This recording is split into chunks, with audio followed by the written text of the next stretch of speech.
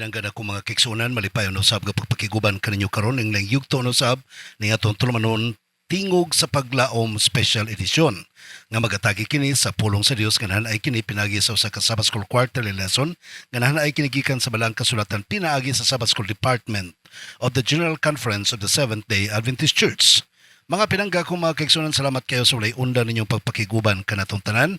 O ako'y pabalokan ninyo karong adlaw mga pinangga kong mga higalag kaigsunan, kauban ko ninyo dinhi sa Punta Linaw Seventh-day Adventist Church, Habitat Punta Linaw, Davao Oriental.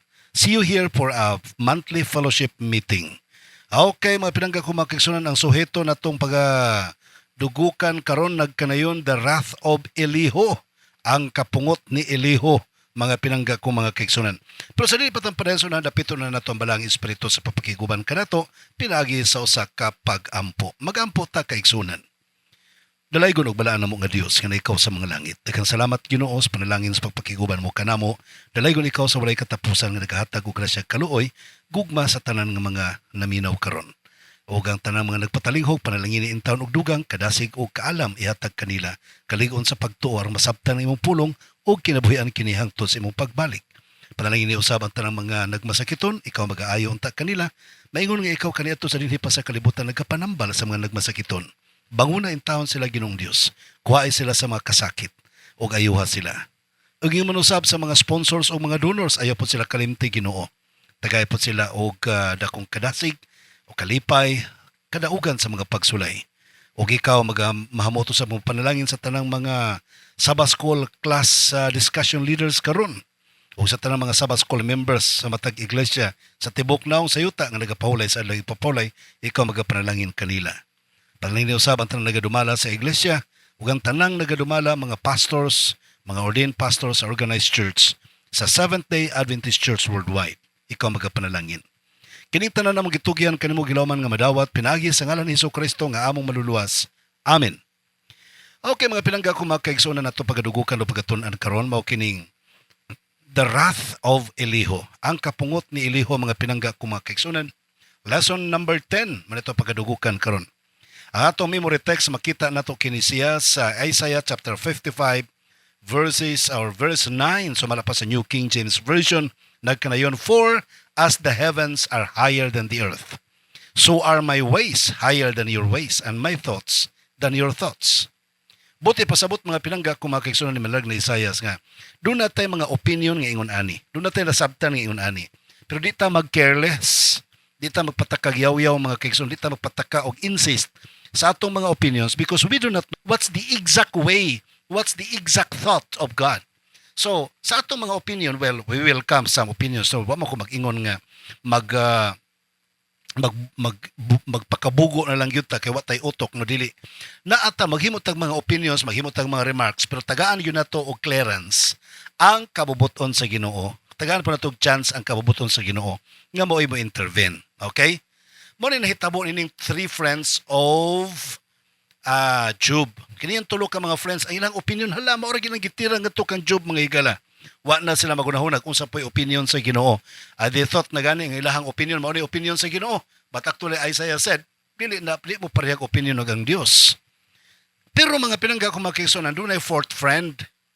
Doon ay ikaupat ka nga friend mga higala nga joiner ba, no? Naminaw lang tingali to siya, nagpatiid lang to siya sa ilang discussion, something like ni kalitog apil sa grupo mga kaigsunan. Siya mao si Eliho. Nagpakahilom lang siya hangtod ang discussion iyang nadunggan tanan. Nasuko siya pagtingog niya mga kaigsunan. O gusto niyang ipasabot nga si Job sad-an gyud.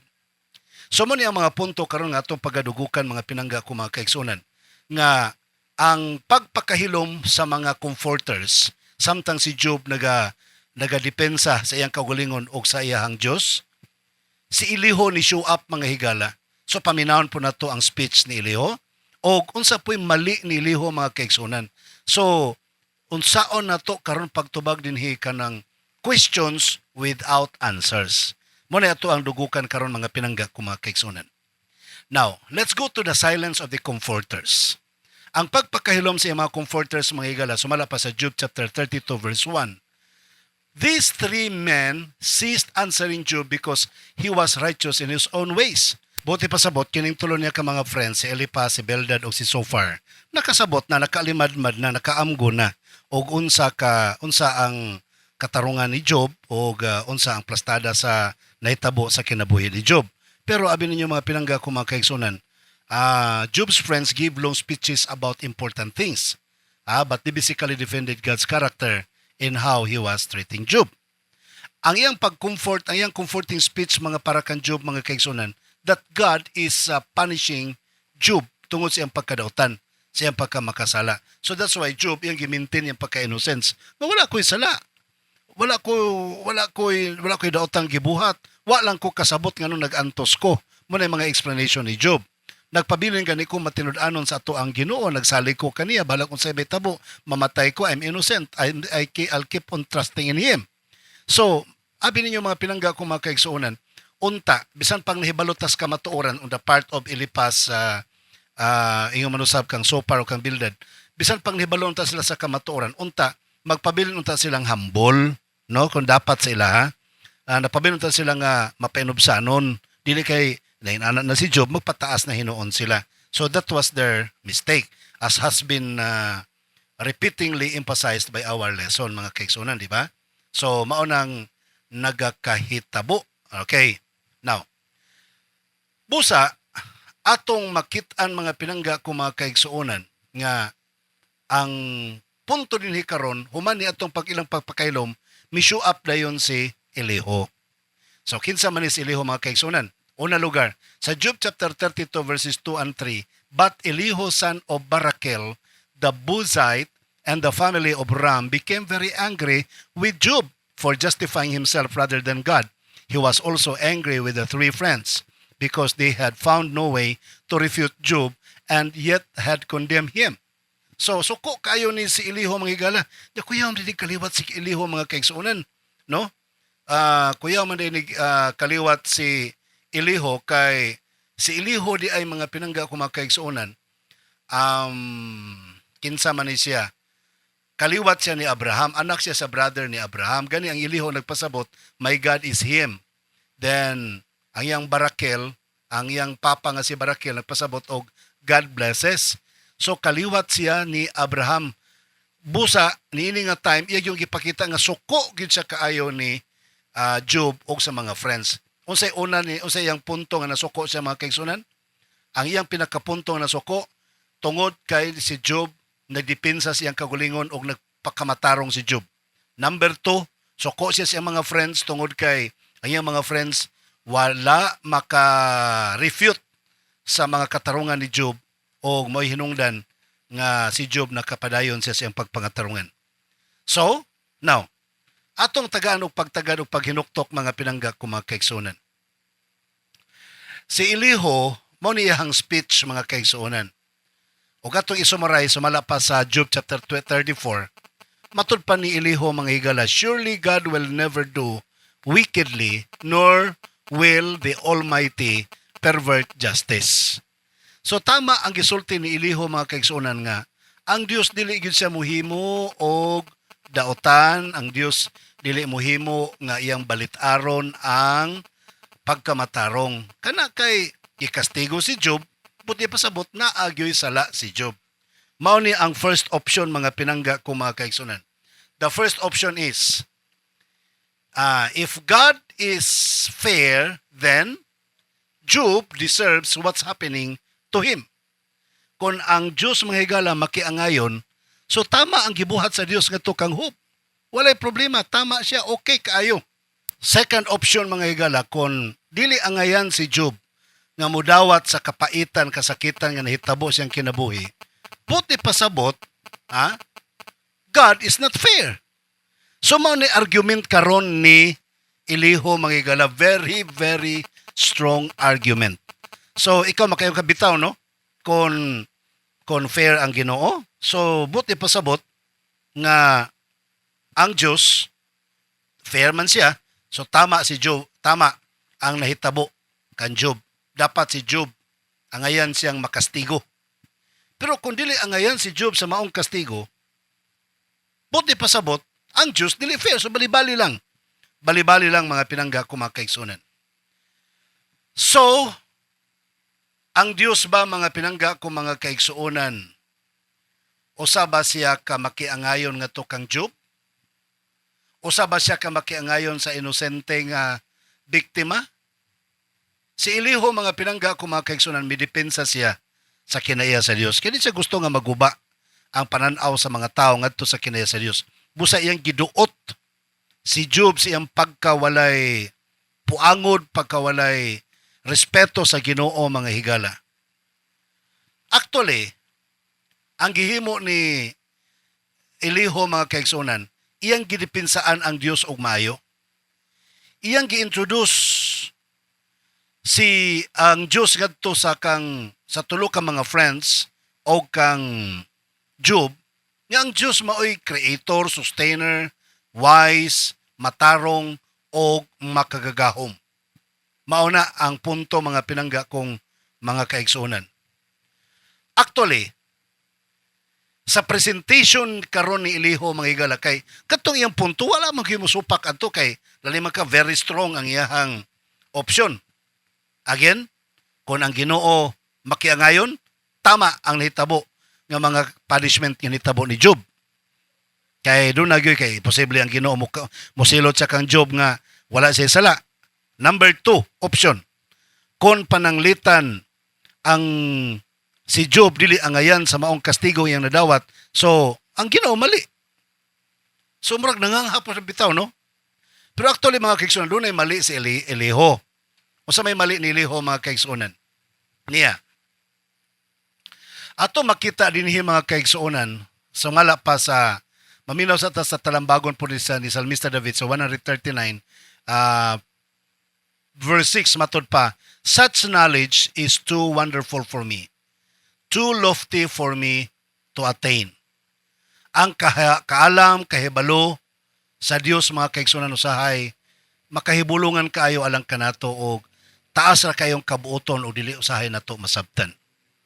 Doon ay mga pamaagi ang Ginoo mga kaigsuonan nga di ta kasabot sa iyang binigibuhat nga ni kanato. Usahay makita nato nga ang mga daotan may nadato, ang mga matarong may napobre. We cannot understand that. Ang Ginoo lalom kayong yang kaalam mga kaigsuonan di nato matugkad. Kaya kung matugkad nato ang kaalam sa Ginoo, dili na siya Ginoo mga kaigsuonan. Niya, si Eliho mga kaigsuonan, actually pilosopo lang siya. May lang siya makigdebate pero dili siya bright mga kaigsuonan. Di pagyud siya mapainobsanon. May dating siya nga masukanon og hambugiro. Dili siya kamaong mupaubos eh. Ngano dili siya maalamon? Number 1, ang iyang option number 1, kung ang Diyos makiangayon, nganong mali man ang nahitabo kang Job. So dili mali, tama ang ayan yun si Job sa maong mga nahitabo siyang kinabuhi. Kung pananglitan dili ang ayan si Job sa nahitabo siyang kinabuhi, so ang Ginoo may mali.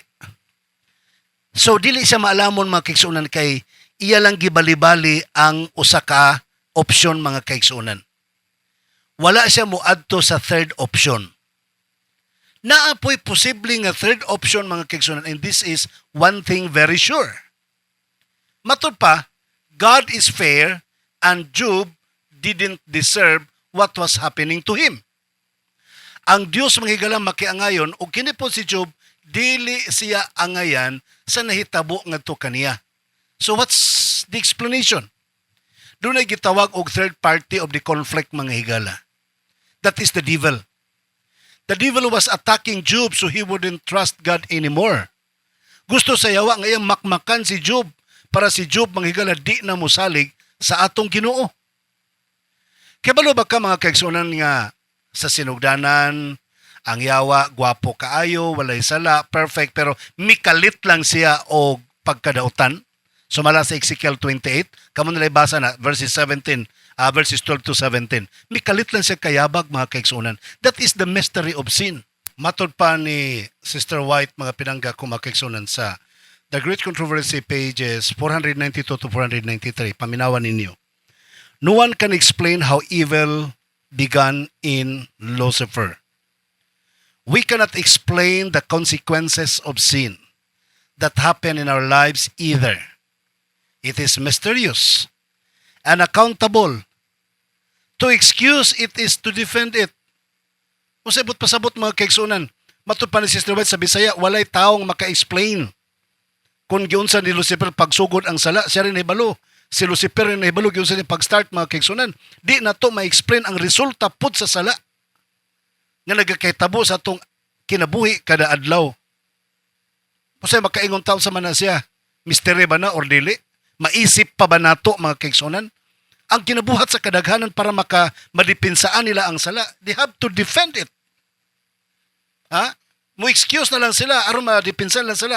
They have to defend it by excusing na lang. Mo excuse na lang, mo limod na lang mga pinangga ko mga kaigsunan. That's the way they thought that they can escape from sinfulness.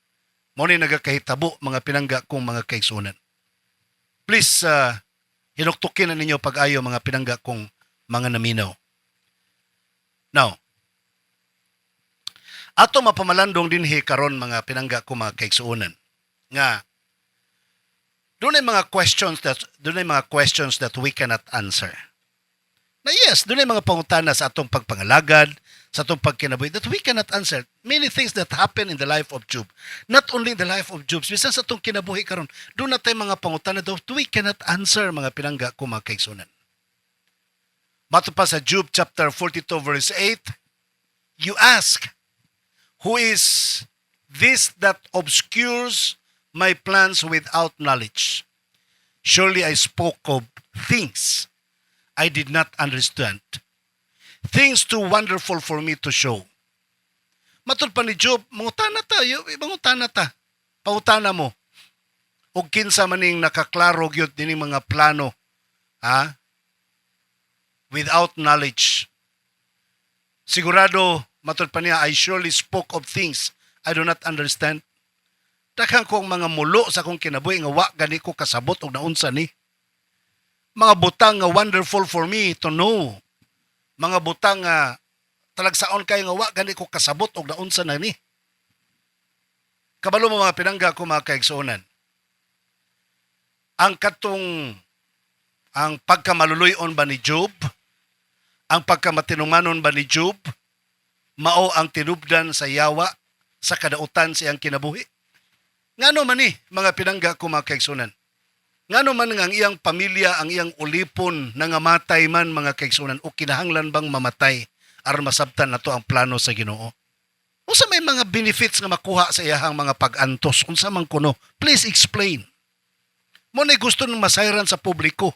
Gusto masayran sa mga tao karon labi na sa mga taong nagkinabuhi karon nga nahiagom sa kinabuhi sama sa kinabuhi ni Job. It didn't even make Satan accept his defeat eh.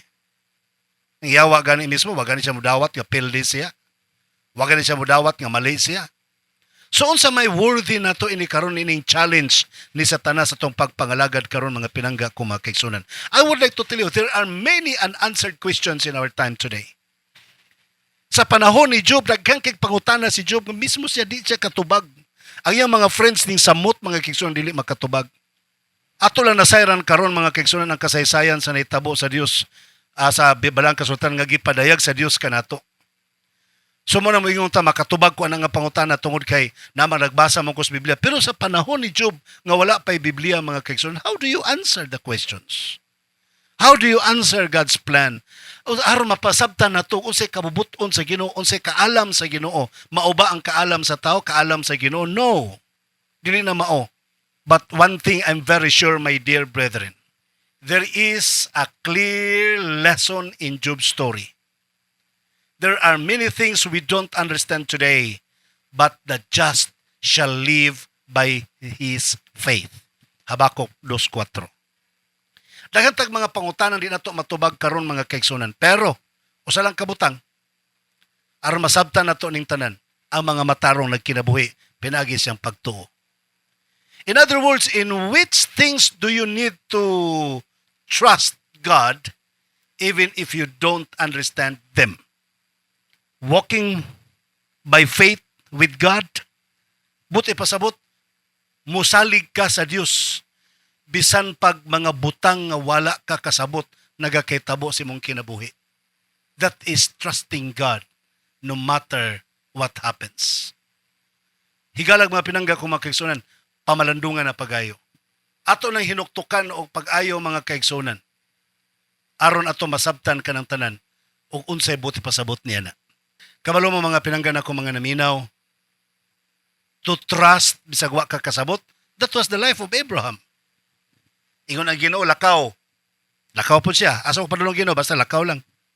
Ato ka sa kuan sa Kaldea. Hala, asa man napita Ginoo, way mapa, walay GPS, walay GPRS. Asa man na padulong. But he followed. Ihalad imong anak, wa na siya mangutana basta kay ihalad iyang anak. Mauna nga pagtuo ang gusto sa Dios kanimo ug kanako, mga pinangga ko mga kaigsunan. Let us walk by our faith. Maglakaw ta sa ato ang pagtuo. Sa Ellen White sa Testimonies for the Church, Volume 5, Chapter 31, page 301, matod pa ni Sister White, mga kaigsunan, no mortal mind can penetrate the secrecy in which the Mighty One dwells and works. We can comprehend no more of His dealings with us and the motives that actuate Him that He sees fit to reveal. He orders everything in righteousness, and we are not to be dissatisfied and distrustful, but to bow in reverent submission.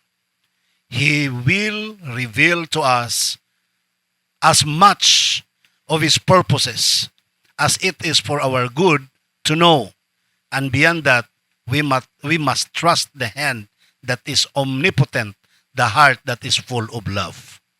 Walay tawhanong utok mga kaigsunan nga makatugkad sa pagkatinago, kundiin nagpuyo ang atong Ginoo ug unsa iyang mga binuhatan.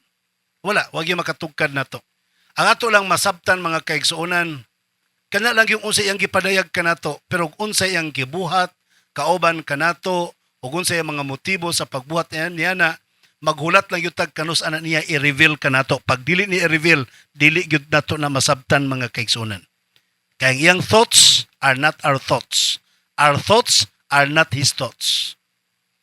Iyang gihimo ang tanang mga butang sa pagkamatarong mga pinangga ko mga kaigsunan. Dili tungod kay aron kitang tanan magbagulbol, magduda. Ang gusto sa Dios, mubaw in reverence, in reverent submission. We need to follow Him. We need to humble ourselves. And we will trust in Him. Iyang ipadayag kanato mga kaigsunan, sumala sa iyang gustong ipadayag. Ang iyang mga tuyo, alang sa tong kaayuhan. O kini atong masayran mga kaigsunan. Og sobra pa sa atong dili na makayang masabtan, ipadayag pa gyud na sa Ginoo kanato mga kaigsunan. Busa higalang nagpaminaw karon, do not doubt. We need to trust in the hand of that omnipotent hand. Musalig ta ni anang usa ka mga kagagahom nga kamot mga kaigsunan. Because that hand is the heart that is full of love. Tanang mahitabo sa imong kinabuhi, sumala sa gugma sa Ginoo. Manigingon ni Psalmista David, surely goodness and mercy shall follow me all the days of my life, and I will dwell in the house of the Lord forever. Kasiguro ko, matod pa Psalmista David, I'm very sure, kaayuhan o kasiguruhan ang maganunot sa akong kinabuhi, basta magpabilin ko sa balay sa akong Diyos. It is a trust ang gikinahanglan mga kaigsunan.